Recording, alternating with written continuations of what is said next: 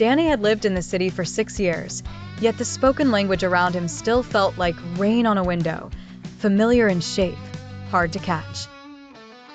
At work, he smiled politely when words moved too fast. At home, he practiced phrases into the steam above his tea, then forgot them by morning. One evening, while watering the small ivy by his door, he sighed, "I want to learn English, but I don't know where to start." His neighbor, Mrs. Alvarez, was folding laundry on the shared landing. She looked up and said gently, "Start where people can help you. Try ESL classes." She explained that ESL meant English as a second language and that a free class was being offered at the library on Tuesday nights. Dani felt nervous.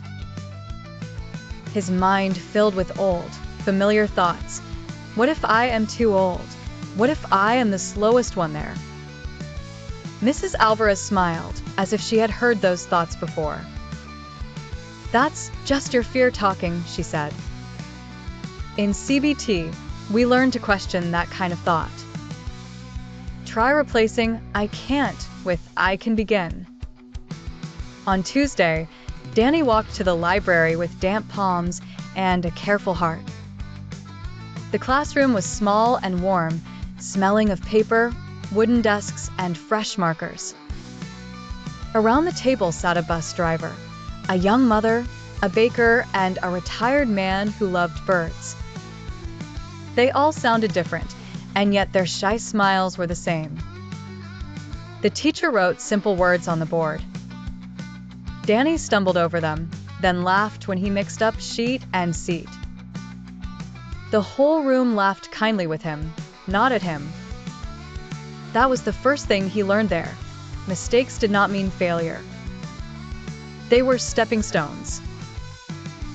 Each week, he practiced speaking in short sentences.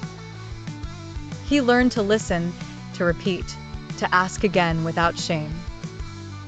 When his chest tightened with anxiety, the teacher taught a small DBT skill called stop. Stop, take a breath, observe, proceed. Dani used it before every speaking turn. He also learned to notice one true thing at a time: the chair under him, the sound of a pencil, the warmth of his own breath. Soon the class became more than lessons. It became shared soup recipes, borrowed dictionaries, jokes that needed translation, and friendships that grew slowly but surely, like sunlight reaching a windowsill. Dani discovered that learning a language was not only about grammar. It was also about belonging. One evening, as the class ended, Mrs. Alvarez asked how he was doing.